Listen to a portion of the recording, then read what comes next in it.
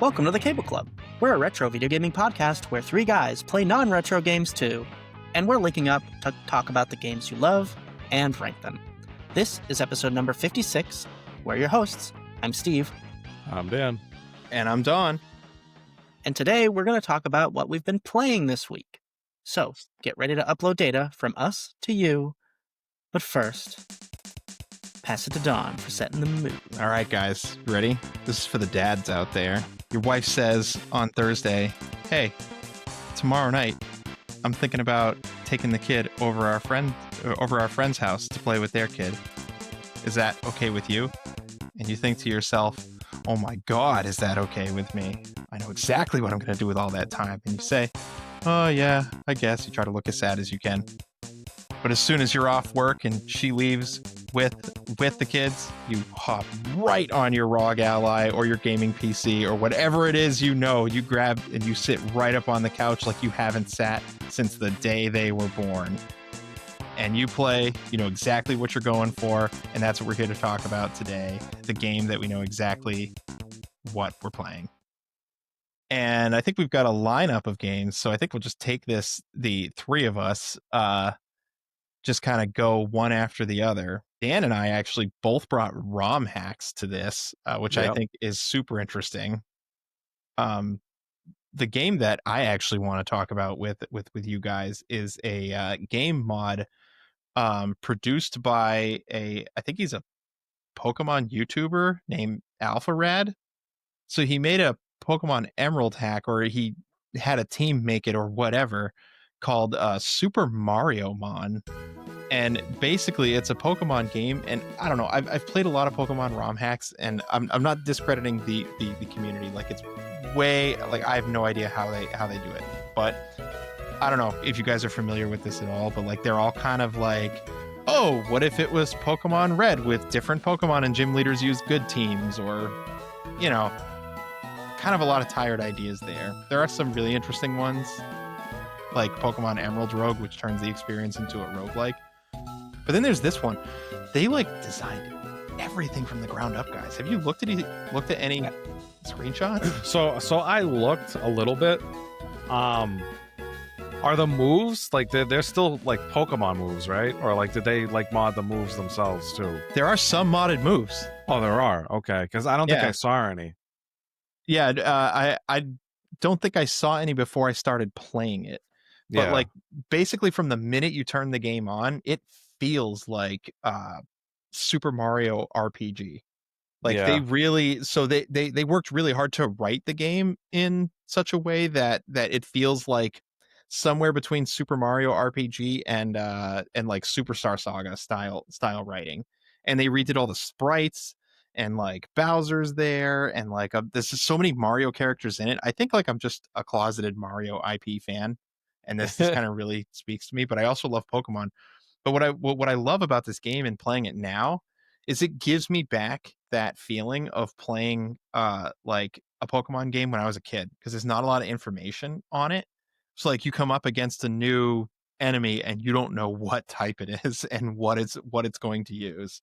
It just kind of gives you that, or like how strong it is. Yeah, I mean, that's also kind of interesting. It's like almost like a brand new Pokemon game with like all new typings and stuff too, which you have to like, it kind of is like when you were a kid where you had to like figure all this stuff out again, because you don't know what's weak to what. So getting to like relive that is probably pretty cool too. Yeah, it looked pretty neat. I looked at a video about it after you had sent something in the Discord, and it does seem really interesting. And like, you know, look, you can tell that they have the passion because they put so much into it. Like, the world map looks like a Pokemon map, but it also looks like Super Mario RPG. And, you know, the sprite work is really good. You know, you have Mario and Luigi and all the characters from the Mario world, and they all look like their IP. And I think they're all built from the ground up from this team, and it's pretty impressive. The music too, though, like, there's just Mario music in the game blended up that kind of sounds like Pokemon music. Like, it was composed for this ROM hack. This is like so above and beyond a normal ROM hack. It's crazy. And so it starts when you start a new game. It immediately presents you with a host of options. So here's how I've been playing.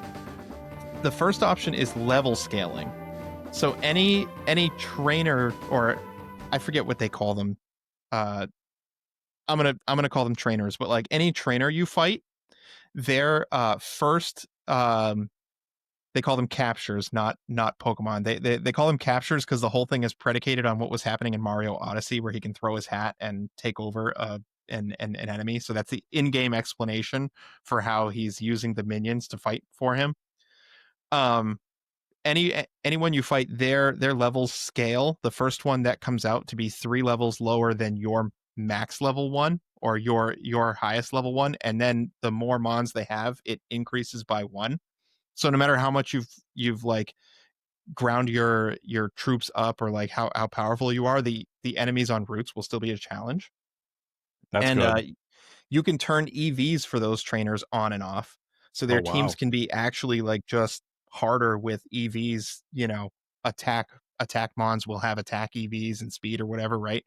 Or you can shut them off. There's just a native Nuzlocke that does all the things you would have to keep track of separately doing a Nuzlocke. And for our listeners who aren't familiar, do you guys know what playing a Nuzlocke is?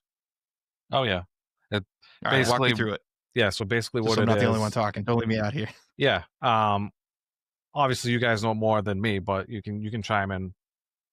But basically, what it is, it's like I know there's like different levels to Nuzlocks, but like basically, you have to catch like the first Pokemon in the area that you're in, and then when that Pokemon faints, you can no longer use it anymore. So you have to like put it in the box or drop them or what.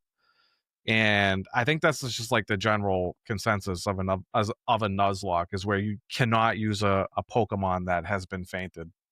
Like they're just gone forever. Yeah, and it depends on which set of rules you're doing. They have all kinds of special rules, like you can only use Pokemon Center the first time you enter the town, or you can't Yeah, use items. You know, um, you can't overlevel a gym leader. Like, you know, it depends.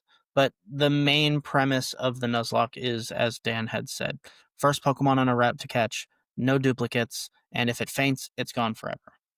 See, so everything you guys just said, all that depends, is all built into this initial startup menu. oh And wow. it's done so easily. So like it's like, oh yeah, do you want to play Nuzlocke? And it's either no, yes, or hardcore. And hardcore would be you can't use items during battle, and it's set. And it tells you that on screen. So even if you don't know what you're looking at, you will know. And then it'll say like duplicates clause. Do you want to be able to catch the same capture twice, or do you want it to not count if you enter a new route? Right? So you can turn that on and off. And like you can have it auto release, or just keep them in a graveyard in the box so you can see like what you've lost, right? And it's just like the whole game was built with this in mind, because I don't know, I'd say like I don't think any route has any less than like 4 different captures on it, and most of the time they're new and you don't Yeah, know what they are. Like, so when you start the game, your 3 starters are Piranha Plant, the grass one, the Babam is the fire one, and the a blooper is the water one. interesting. And they're just pulled like directly from So Mario. can these minions evolve? Yes, yeah. So like the Piranha Plant line ends up turning into like a PD Piranha kind of a thing. If you're not familiar with PD Piranha, he's like the big piranha plant that walks around with the little body. You see, I think it's the first time he appears, I think, is Mario Odyssey. He might be in, It might be Sunshine. yeah, might be Sunshine. Anyway, he's been around for a while. PD Piranha is a household name. Um, and then the blooper will turn into a King Blooper eventually. Oh, Mega that's cool. blooper. That's cool. I Yeah, like that. With and the mustache and everything. the Babam will turn into the King Babam from Mario 64. Yeah, that's what I was thinking of. Yeah, Yeah. and his middle evolution are like the guys that throw you. You know, the big purple Babam Oh looking yeah, guys. They grab you and throw you. from Mario 64. Yeah, And just like the typings are really interesting too. Like he's fire electric. He ends up being, which is Oh like wow. I don't think ever been done. And like I I don't forget. think so either.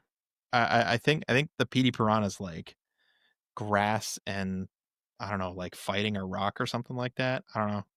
It's neat. So like you can get Goombas and Koopas, but the cast of enemies ranges, everything from like the Koopas and Goombas from Mario 1 all the way up to like the Toast Arenas from Mario Odyssey, and there's like a whole host of N64 enemies. Like, Rotom Heat. oh, fair enough. Fair enough. Rotom Heat. So new gym leaders, and you can put level cap on too, and like there's in-game quality of life stuff. Like you just have a key item that's just feed your mon a rare candy, but there's also a separate NPC at the Pokemon Center that lets you level your guys up to the current level cap, and it'll tell you what that is. Yeah. So I like if feel you just like want to level cap it, you can. with all I'm like the not. options to make like the game harder, I almost feel like you can make it like borderline impossible to beat. Like if you like cranked everything up to like you say, like you get like the enemies can have, or the trainers can have like EVs and stuff, and then you can put on a Nuzlocke, and like I feel like it gets to a point where it's like you can't even like win if you're like really like trying all the options. Well, I think there are some Nuzlockers out there who are really good at it. Yeah. I mean, it's good for them, but it's just I'm like not. I just like I'm hearing like all these things that you can do to modify the difficulty, and it's like, damn, dude. Like, But one thing I did turn on was if you black out, it deletes your save. yeah, that's probably hardcore. Yeah. Yeah, like so. Not only if you lose one of these captures, is it dead for good. If you lose a battle, that's it. It's like it's back to the start. And I've restarted 3 times. Right now, I'm on Oh wow. world 6 of 8. So you know how in the Pokemon games they have routes Yeah. and all the routes have numbers. So like the routes are all worlds and numbers. So like you start out in the Mushroom Kingdom or World 1, and the first route is 1-1, and the next route cool. is 1-2. I kind of wish Pokemon did that, because the route numbers like don't mean anything. Yeah. Like in Pokemon, you don't remember all the route numbers, and it doesn't really matter. But I like that level naming scheme. So what I'm curious about, because it's like obviously you have to like fight the gyms and whatnot. Like, how does that like tie in like story wise? Like, I'm sure you're not just Are they Mario the collecting. Koopalings? You're not collecting badges, right? Like, you're actually, there's a story behind this, right? So you're collecting power stars from the Okay. various gym leaders, but the power stars were previously collected in Mario RPG. So after Mario Odyssey, because they figured out the capturing people exists in that like technology, so everyone in this game is running around wearing one of them. You know how like they're the little ghosts that have the little eyes from Super Mario Odyssey? Yeah, Cappy. Yeah. And Bowser has his white top hat from the wedding outfit too, as one of the Cappies, because Bowser's in it too. So Peach enlists the help of Dr. Egad, who is from the Luigi's Mansion series, who makes the vacuum that sucks up ghosts. And Sunshine, he makes Flood. Yeah. Does he? Yeah. Yeah. So she enlists his help to put on a contest where everybody is going to battle the dogfight these minions. And then it kind of gets deeper, because Luigi starts out and, he's kind of your pseudo rival character. He like, and I just love that the game does this, because it does so many of the things that the Pokemon games, I think, departed from. You know how like when you were first playing Pokemon Red and Blue, like Gary would just show up and surprise you. Yeah, is that Luigi? Is that Luigi? Like you forgot to go to the Pokemon Center, and Gary just without a warning comes up to you, and you're like, oh no, like, every time you see the 2 times that was like the worst is Pokemon Tower. Because if you didn't save and you didn't go to the Pokemon Center and you were all right after Rock Tunnel, he could send your ass back to Cerulean City. That's brutal. So it brings that back, but Bowser is also a rival. So Bowser is in there. He's not one of the gym leaders. Peach, basically sent an invitation out to everyone who is a gym leader, and she said he wasn't going to read it anyway. Because the writing is on point, and he ends up battling you because his minions listen to him. So he makes he's like a Goomba fight you and a Koopa fight you, and then instead of him having another minion, he just jumps in to fight your minion. So you It's have like to, you're in a Pokemon battle and you whoop the guy's Pokemon. He just runs in, fists flying. and Kamek is with him, and Kamek is just like telling him half truths the whole time to just limp him through this process of playing this game because he won't listen. It's funny. Bowser. And like he's like, "What? I lost to my own minions," and then like Luigi chimes in, "It's because you don't treat your captures with love." And then he stops and he's like, "Dude, nobody asked you." and then Peach whispers, "It's because he doesn't know how to play." But she gave Bowser Jr. a star to keep track of, which is one of the badges, but not Bowser, which is what brings him to the Mushroom Kingdom in the first place, because he has beef with the fact that Junior was made into a gym leader and he wasn't. Luigi also, by what I saw, he nicknames all of his captures. Yeah, he does. Just like in Paper Mario, he has his like little stories about his adventure. That's funny. So he eventually joins Bowser because there's like this. So here's another thing. There's a tag mechanic. So there's so the first couple worlds I think are pretty standard Mario fare, right? So you get like the Mushroom Kingdom, then you go to the Cloud Kingdom, then you go to like two different city kingdoms. You can pick which one to do first. Technically, World 3 is like a whole city that's run by Wario, who's making games. And in order to get through this, right, like you have to find 3 passwords to get into his gym. And to do them, you have to meet characters from the WarioWare series, and you have to play these little WarioWare like mini games that occur like Oh wow. right with the game. Like there's just so much crammed into this. It's That's awesome. wow. It's pretty cool. I'm gonna have to like really give this a look. Holy crap. And then like and then Waluigi is the gym leader in the next world. And he's got this like entire crypto scam going on of like of purple coins. And you borrow a bunch of coins from a loan shark, which starts a quest. There's like a whole active quest log. You can go back and do stuff where you owe money to the loan shark, and they'll just ambush you once in a while if you borrowed coins from them unwittingly. And that's still happening. Like I'm 4 worlds beyond that, and that's still like every once in a while the loan sharks come and try to beat me up for coins. That's funny. You can since it's an actual Pokemon game, you can revisit like previous worlds, right? Yeah. Yeah. It's not like it's gone forever once you pass it. Yeah, Okay. the HMs and traversal things have been turned into items like a lot of the modern games. Instead of you having to put like strength on one of your best Pokemon, right? Like you had there's the Power Glove, which is the Nintendo Power Glove that lets you That's funny. move rocks, and it's just like so. In the Donkey Kong Kingdom, which is the 5th one, you meet up with Captain Toad. And Captain Toad travels with you, and he fights alongside you in double battles, because in Donkey Kong's kingdom, everybody fights with two captures at the same time. They call them wild battles. So beyond that, the whole kingdom is like navigating through the jungle. You can split up with Captain Toad. Like you can turn around, talk to him, and say, "Let's go separately." And Mario has these panels that he can jump on, and Toad has the Power Glove that he can move boulders with. And you have to separate along 2 different paths. And when you hit the R button, you literally switch from Mario to Captain Toad. And Captain Toad has his own party, and he can catch things within the Jungle Kingdom and raise them. And you're literally going back and forth playing 2 trainers at the same time, solving Wow. puzzles like you would in a Mario and Luigi game. Wow. So, but what happens like when you pass that world? You just lose Toad, or?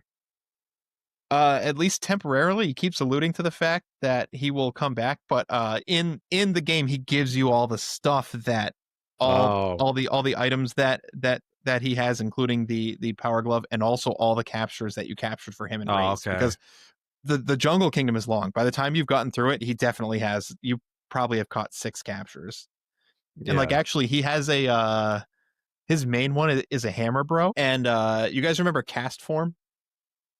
Yeah. From the from Pokemon, right? Yeah. Cast form, yeah. That's a little droplet thing, or yeah. Yeah, I know he's a you're little talking about. crappy mon that changes types with the weather. So Yep. Hammer Bro is that. So Hammer Bro Interesting. doesn't evolve. If you hit Sunny Day, he turns into one of the fire chucking Hammer Bros. And then Oh. if you hit snow, he turns into an ice one, and if you hit rain, he turns into a boomerang one. And depending on which one he is, he has an attack called hammer throw, which will turn into fire throw, ice throw, or boomerang throw, and all the attacks do a completely different thing. Like That's hammer cool. throw is like a fury attack style attack. Boomerang is a 2-hit might flinch you move. Like it's so neat. I just can't believe all the stuff that they crammed in this game. It's so good. Yeah, And sounds it. yeah. Yeah, and I'm still playing through it. I'm sinking hours into it. It's quick too. Like there's 8 worlds, and I'd say each world probably takes you about an hour. So a world would be akin to going from gym to gym, and there's just like crap that happens, like bullet bills shooting at you, which are also captures, and there's puzzles, and I don't know. It's this weird, awesome, so well done crossbreed between Pokemon and Mario RPG. I really recommend it to everyone who is listening. Yeah. You're making me want to play it. Yeah, it just spoke to me so deeply. Is it on mobile or is it like just you have to emulate it on like a GBA emulator? Yeah, we'll leave the link to it in the show notes here, but yeah, it's just a GBA file, and mobile now has emulators, so you definitely could just run it on your phone if you wanted to. I Absolutely. mean, low key, this sounds better than an actual Pokemon game. It I'm not is gonna lie. better than an actual Pokemon game. Yeah. Oh, and I didn't even mention one of the best parts.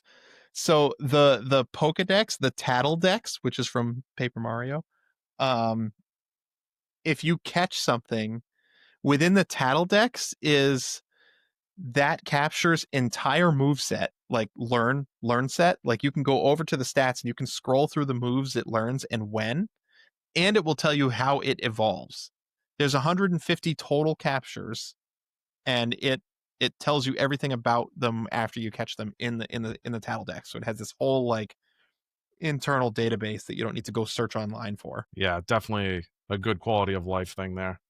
Yeah, Pokemon's kind of behind the times on what it should be doing. Yeah, Yeah, well, especially if you have little kids playing it, it's like this should just be all in the game at this point in time. yeah, excellent. They Nintendo needs to hire these people and pay them, pay them to do Yeah, that. they won't. Never mind, never mind Mario and Rabbids. Okay, nobody wants that. Get out of here with that. Super Mario Mon is where it's at. Oh, the Wario fight. He's trying to make another game so people stop playing the capture game, That's funny. and he downloads it on his computer, and he gets it from a shady source, and the virus in the computer attacks you, and it's literally red from Pokemon Blue with like a Tauros, a Snorlax, and like other Wow. and like a Lapras and a Pikachu or something like that, and you fight like the literal like blue sprites from that Wow. Well, it from that generation. must be a dumbed down version, right? Like lower levels, because was it Warrior like level 3 or something? Yeah, I mean World he 3? but with level scaling, it's like right there with you. So it is Yeah, that is it true. can be kind of a tough fight, and you have to fight Yeah. him right before fighting Wario. But it's you fight him to the rival battle music. I was about to ask that. That is sweet. So cool. cool. So cool. Wow. Anyway, I'll stop, and I will Yeah, pass the mic. there's a lot going on in that game. Mine is not near as going to be as long as that. Maybe just a fraction of that. But like, what I have been playing is a mod, and it's Mega Man X8, but it's called Mega Man X8 Demake, and it's in the SNES style graphics. So is it a modded like Mega Man X1? Like how what is the modding engine, or is it a complete ground built up game? I think it's ground built up because it feels smoother than X1, but it looks like it. Like all the art's very similar to X1. But yeah, I've just been having an awesome time. So when they first released it, I think I have a name here. It was created by Allison DePass. I'll link it in the description. But only X was playable at first, so you could play through the whole game just with X. Has his armors, whatnot, all that. But then another modder came along and actually put Zero and Axel into the game. Wow, And it's a mod on a mod. yeah, so like people came together and just made this game complete. It's great. So I mean, obviously there's differences. There's no switching.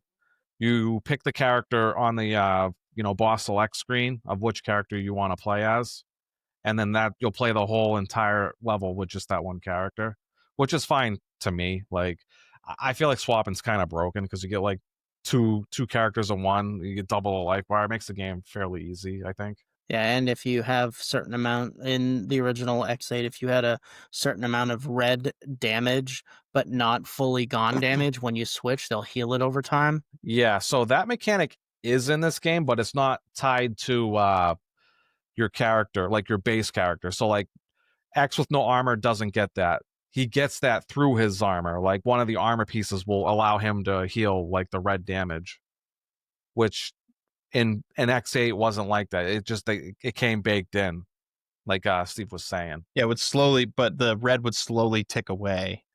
If Yeah. on If the you were active playing. character. Yeah, you have to swap to gain it Yeah, back. so how this game deals with it is you actually have to deal damage for it to go back up. So if you have any like red bars, as long as you're shooting and doing damage, you can get that HP back or the bars back. X has his own armors like he did in the X8 where you had like Hermes and Icarus, and you can swap between whatever pieces you want, mix and match. Ultimate armor is in the game. It's in like one of the last levels. So the unlockables in this game is you don't have to beat the game to unlock like the ultimate armor, Black Zero. They're all in the game. They're just hidden, which I think was great. Oh, Like- okay. So you have to like they're not tied to like how like the Black Zero and White Axle. I don't Yeah, remember how you unlock them in the So original how you unlocked them in X8 is pretty. There was a lot of things you had to do. Like you had to 100% the character progression. Like you had to buy all like the upgrades with like the metal system, so that they were at 100%. When they were at 100%, you had to kill Lumine's final form with a double attack with the character that you had selected, like that you were fighting with, and that's how you unlocked like Black Zero and the White Axle. You could also unlock the navigators, right? Can you do that in this game too? No. Then Remember, you could play as like Aelia, Lair. Yeah, you and could. I actually don't Owlet? even remember how you do that. I forget how you do that. Steve and I did The all of it once upon a X8 time. is so full. Yeah. So they added fights in this game. So like on the Optic Sunflowers level, there's like a secret area that you can go to, like if you S rank all of like the areas. And then once you S rank the last area, this area that unlocks that's like kind of hidden, but like if you explore like this hole, you notice that like there's a gate that's been unlocked and you can walk through as long as you S ranked everything. There's portals in here where you can fight like different bosses. One of them is Serenade from Mega Man Battle Network 3. I've seen that fight. It's And- so cool. Holy shit, is that boss ridiculous. Like Did you beat it? I haven't not beat it yet. So when you beat the game, you have to play on normal first, but then you unlock hard mode. So like I didn't find it on normal mode like Serenade. So I'm playing it I'm trying to beat him on hard. And yeah, he's just slapping me around. But there's also another boss. There's two other bosses there. There's Cutman, which was already in the game, like Mega Man X8.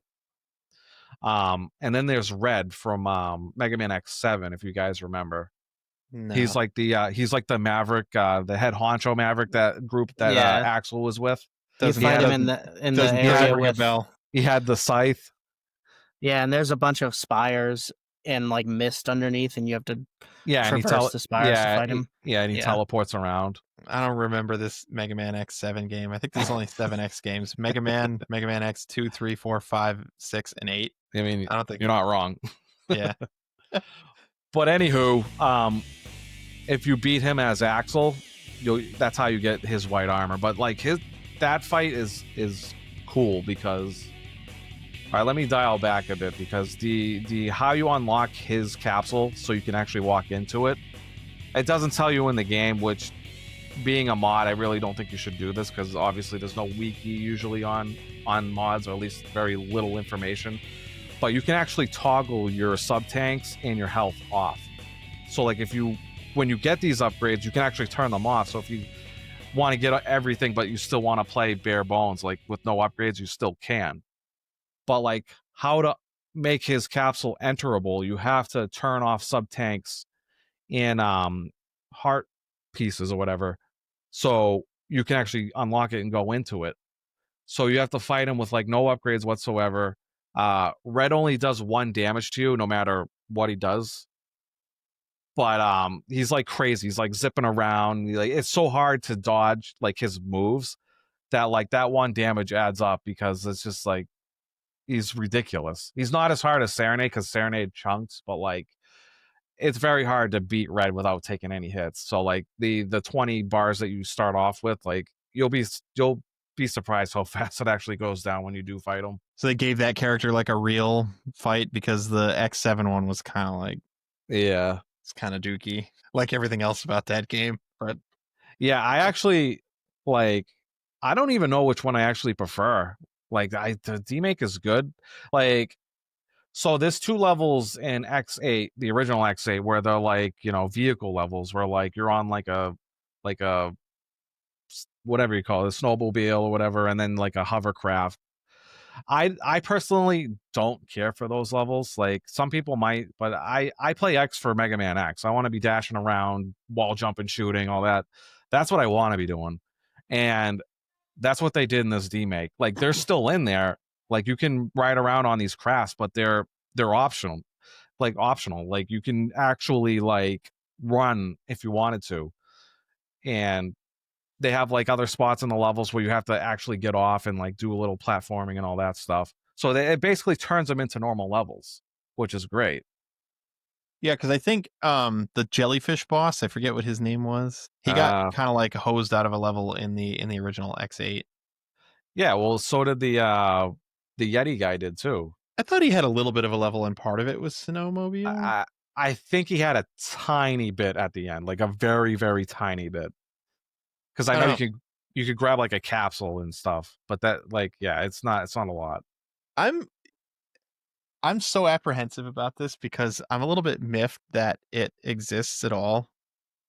I mean, I think it's cool. I love the fan projects. It does look like something that I want to play, but the base around it hates on Mega Man X8 so much, and I really feel like it's because Mega Man X6 was not great and Mega Man X7 was so inexcusably bad that I think just by then people were poisoned. But I love X8. I think X8 is really good. I think it's good too.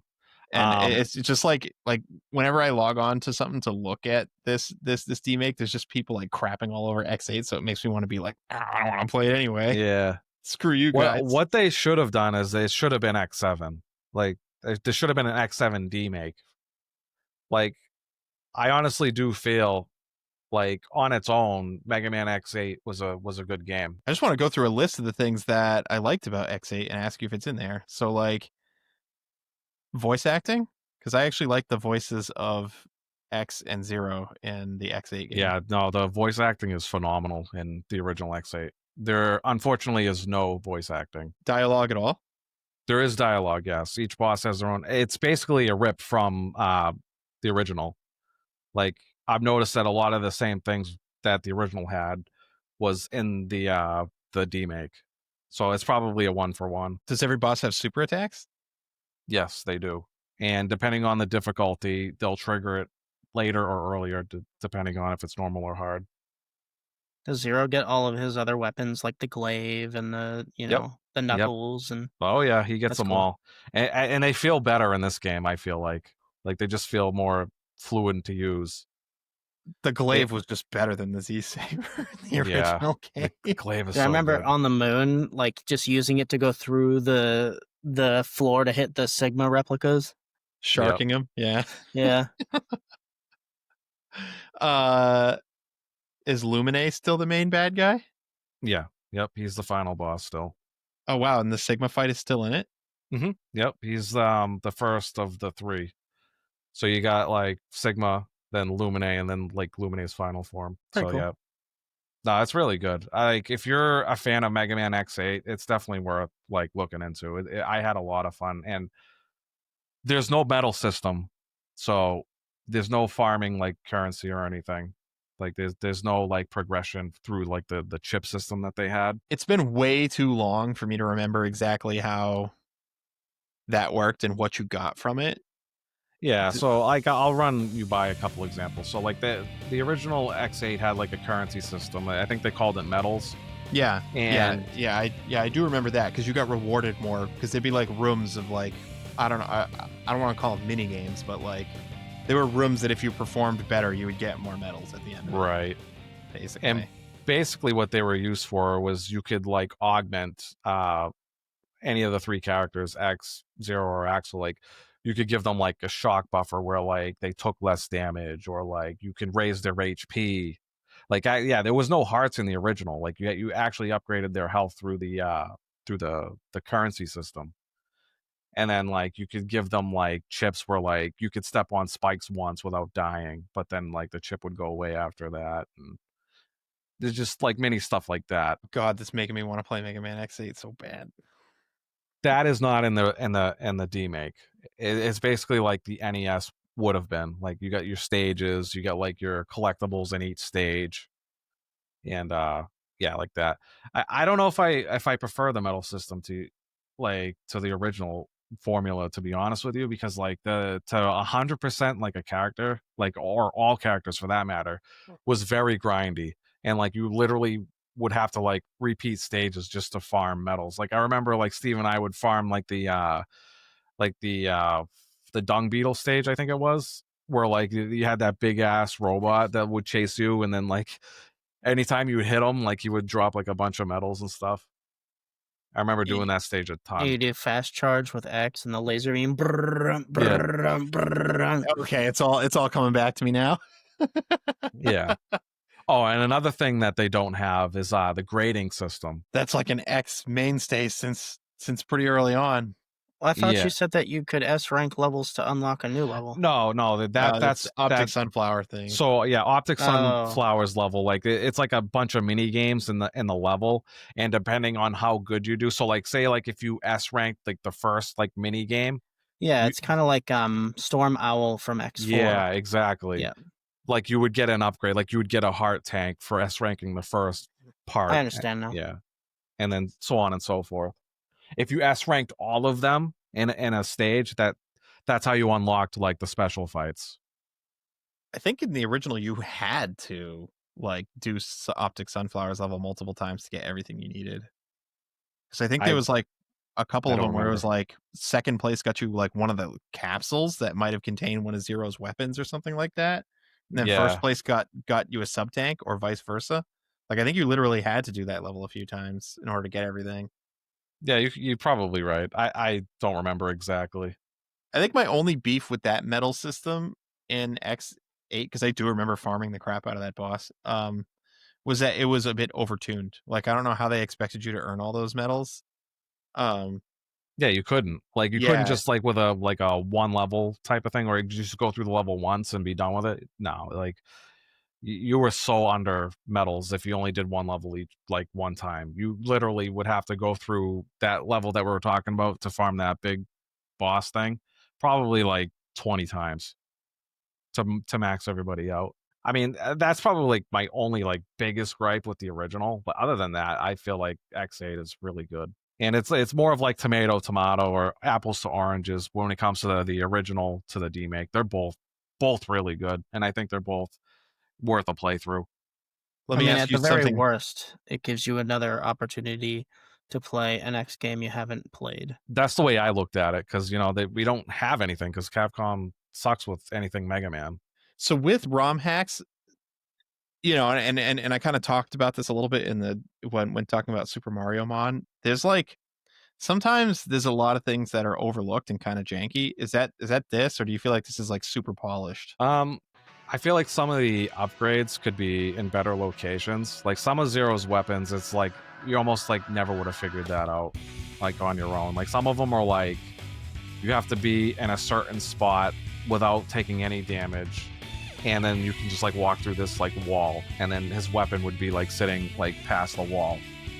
But it's like if you had even like a little bit of damage taken, like the wall, you wouldn't be able to walk through the wall. It's just But like, how the hell would you know that was a secret area to begin with? Like stuff like that, I feel like they definitely could balance better, because that in my opinion, that's not good. In X8, the original, remember the trilobites power? You like raise that Earth column. Yes. I feel like I remember some instances where you had to do that to dig the item up from the ground, and I don't remember if there was anything signaling you that that was something you should do right there. Yeah.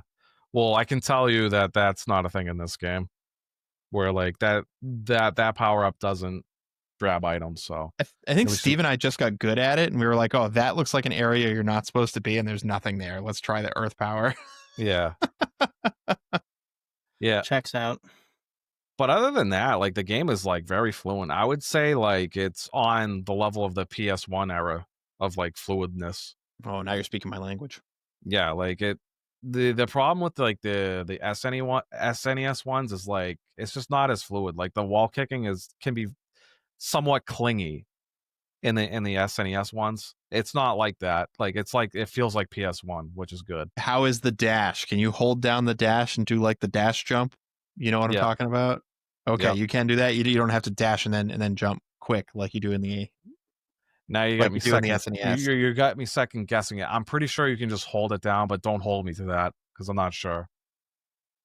But yeah, Well, if it's I think you supposed to can. be like X8, then I'm sure it's in there. If you're holding your dash button Yeah, and you jump, you'll be I in think jump it dash. is. I think it is.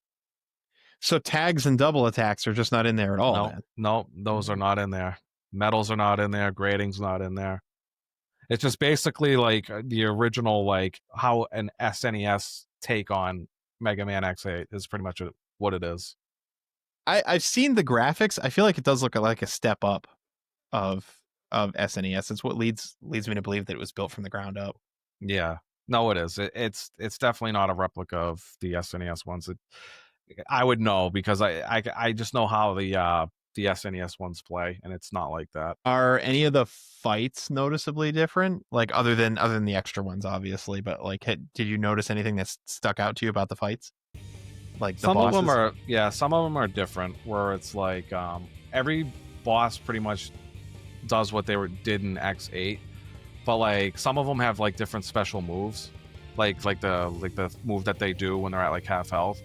Like the panda one, Bamboo Pandemonium, he has remember he had like that mega punch that could like almost one shot you if you got hit. I think it did one shot you if you got hit. You had to like jump at the right time or something. Yeah. I forget how you dodge it. So he doesn't have that. He has like this weird like claw attack move that like kind of like follows you. Like he will like start clawing, but like one at a time, and you just gotta dodge that like a certain amount of times before it ends. Gravity Antonian, his special move. Remember when he had like the blocks that would fall? Like Oh yeah, in that one succession? definitely killed you instantly, right? No, it just did a crap ton of damage. In this game, they don't stop coming. Like once they're on the screen, it's there until he's dead. I don't remember if it was that way in the original. I don't think so. Okay. And same with Optic Sunflower. Like when the lasers come crashing down on you, those don't stop coming. Like they're there until you kill it. Oh, okay. Because she in the original was actively like launching the lasers. Yeah. Yeah. No, she's Solar like beams. she's teleporting around and stuff while they're at, this targeter, this like crosshair thing is following you and is like shooting like laser beams at you. So the bosses aren't one for one, but they're very similar. Like what is it, Burn Rooster? Like he does like the fire pillars on the side so you can't wall jump anymore. Yeah, Chief Burn Rooster. Yeah. He's Chief Burn Rooster. Chief Burn Rooster. Yeah. He yeah, so he has that in the demake. I'm trying to think if there's any other differences that I saw that like really stuck out. It's kind of neat that there are some differences though, so it also gives another level of wanting to play because you'll get to experience it a little bit differently, not just artistically, but mechanically. So that's pretty nice. Yeah, no, it's different enough. It's definitely not a one for one. And if you, like I said, if you don't want to play like the super grindy version of like X8 with like trying to max out everybody, you don't have to do that with this one. Or like trying to like get a AAA. Like Like you don't have to. It's not in the game. It's just basically SNES Mega Man X8. Nice. So how do you get a hold of it? Do you have to play it on an SNES emulator, or is it like its Nope. own separate? It's its own separate thing. You just download Nice. it. It takes like 2 seconds and you're ready to go. Has its own like keybinds and all that stuff. Well, Its own options. Like there's a ton of options that you can go in and mess around with. next week, the wife is going to be in Ohio for work, which means my nights will be free. Maybe I'll have to check out some of these modded games. I know. Like the Mariomon sounds really good. I'm not gonna lie. It is very good. I haven't been playing anything modded. I've actually been playing the game that we're going to be covering next week, so I'm not going to talk about it here. Fair enough. So Steve, then I saw in the Discord recently that you, my friend, I think are the first of us three to buy a Switch 2. Yeah, and I haven't played it yet either. I've unboxed it. I've downloaded Mario Kart World, and I plan on playing it this weekend. Snap Alicia one has out been- to it, you know? Yeah, Alicia's been playing while we've been filming, so she's got the head start on me. He's like, damn it, I want to get off this so I can go in there and play it. So what was the game that sold you on it? What are you aiming to play first? I figured I was gonna buy one anyway, regardless. But I want to play Super Mario Kart World or whatever it's called. But I'm thinking about picking up the Bravely Default remaster. Oh, nice. But Donkey Kong Bonanza does not look good, so it's not that. A lot of people seem to think it's very good. And I would agree with you. Initially, I did not think it looks good, but a lot of trustworthy sources that I look to for this kind of thing say it's very good. Well, I'll have to look into it. I haven't really given it a fair shot either to look at, but like there's I people just doing like know 1 they're- hour speed runs of it and stuff. Like, Really? huh. What the because hell? they Well, I figured out know- how to manipulate everything to do like skips and things. Like, you know, Already? there's like that aspect of it. But well, I mean, look at the way the game is designed. You can't tell me that any designer, like human intelligence, hasn't reached a point to cover every contingency that game could possibly have. It's crazy. So I mean, I know, like, the Switch is like 7 years old or whatever, 8 years old, and so I know that they're just gonna reset their line. They're gonna make a new Mario, a new Zelda, a new Smash, and new Donkey Kong, all this stuff. And I just kind of wanted to be in front of it rather than behind it. Yep. I know a new Smash game is definitely gonna have me at the front of the desk wanting a Switch too, for sure.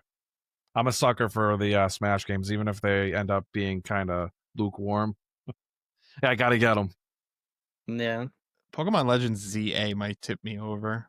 Although Yeah, it is coming out with a that's coming. regular Switch version, but it does, I really enjoyed Legends Arceus, so if it's another game in that vein, I really want to play it too. Well, I don't really have a whole lot to say about the Switch 2 yet, so All right, well, I'm- we'll be looking for updates on that. Yeah. So yeah.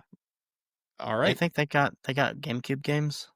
So pretty cool. That's a big plus. I'm kind of Yeah. sad that I mean it's understandable, but like I'm kind of sad it's not for Switch 1. Supposedly, like they're launching some too, like the new like Fire Emblem Path of Radiance on it too, which is gonna like destroy the value of that game as a collection piece. That's okay. Availability is more important than collectability. Yeah, it does need to be taken down a peg. It's like $300. It's just way too much. Yeah, that's crazy. Yeah. But I am looking forward to some GameCube reprints. I actually think, for the $20 a year or whatever it is, the Nintendo Switch Online, or they're calling it something else now. It's like Nintendo Switch Classics or something like that. Wait a I minute. don't know. I only pay like $3 right now, or $3 or $5. Anyway, A I think it's $3 to month. $5. Yeah. Yeah. What is it going up to 20? No, it's If- 20 a year. Oh, a year. Okay. Yeah, or I misheard that. It might go up a little bit, but it's a really cheap subscription for everything you get, I think. Oh yeah, absolutely. 20. Yeah, it's nothing. I was gonna say like 20. What the heck? I mean, I was just looking at our subscriptions, and not to get all old guy on here, but we have like one extra profile on our Netflix, and it's costing us $36 a month. And I'm like, oh, I don't think so. Yeah. Nope. Not lately. Sorry. But yeah, anyway. So, I guess we will call it here, guys. So we'll say get our plugs in. So if this is your first time joining us, thank you so much. Typically, we would be reviewing a retro game. We do that every couple of weeks. So I have enough time to play it and let it marinate. But every once in a while on an off week episode, we like to give an update on what we're up to. And that's what this episode is here today. Sometimes we share what we're playing. Sometimes we talk about gaming news. Sometimes we talk about a console draft or something like that. So, take a look at our backlog and check out some of the off week episodes that we've done. But our typical shtick is looking at a retro game from 20 years back or more that a guest brings on the episode for us to enter into our retro game league. I would like to thank our Discord community in particular, because they're a lot of fun to hang out with from week to week, and they really make doing this podcast worth it. So if you're listening to this, and you have been for a while, think about joining the Discord. You get 24-hour access to all this. All of And- this. And you get to join our awesome little corner of the internet where we all hang out and play sometimes retro games. Really, you can play anything together. Just make some new friends. And you can find us anywhere, including where you're listening to us now, but anywhere you find podcasts or prefer to listen to us, even on YouTube too. Go check out our videos over there, find out what we really look like and ruin the magic. But you can go look at all the visual elements we put on there. Dan does a good job editing these episodes for us. And if you are on a listening platform and you've been following the show for a while, think about leaving us a fair rating or review. Let us know how we're doing. 1 to 5 stars. Give us some comments. Show us ring how. the damn bell and give us a thumbs up. Ring the bell. So our theme music is done by Cubby. Check him out at his Bandcamp. He's awesome if you like chiptunes. And this podcast is edited and produced by all three of us. What a bunch of 3 talented guys we have here. So join us next week where we're going to talk about a doozy of a game, which is Ocarina of Time, brought to us by a streamer, Riri Yells, who's going to come onto our show and vie for why Ocarina of Time should win the Cable Club League for 2025. And I'm looking forward to that. Can we just hand her the belt now? Just get it I was over gonna with. say perfect scores. Yeah, I think she's. It's pretty well tilted amongst this crowd. I might drag the average down. We'll see. I prefer Not allowed top-down to Zelda. I like Not it. allowed to until you beat it. Isn't the fact that I've started it and not beat it saying something? I mean, I'm Yeah, just something saying. about you. I beat Oracle of Ages the first time. I am curious to see what his beef is, though, when that episode does come, if he does have any. Illegitimate beef. That's what it is. Yeah, I'll talk about what a deranged human being I am on that episode. We can all hear that. So for that, join us next time in our deep psychological exploration of playing through Ocarina of Time. But for now, game over, fellas. Game over. Game over.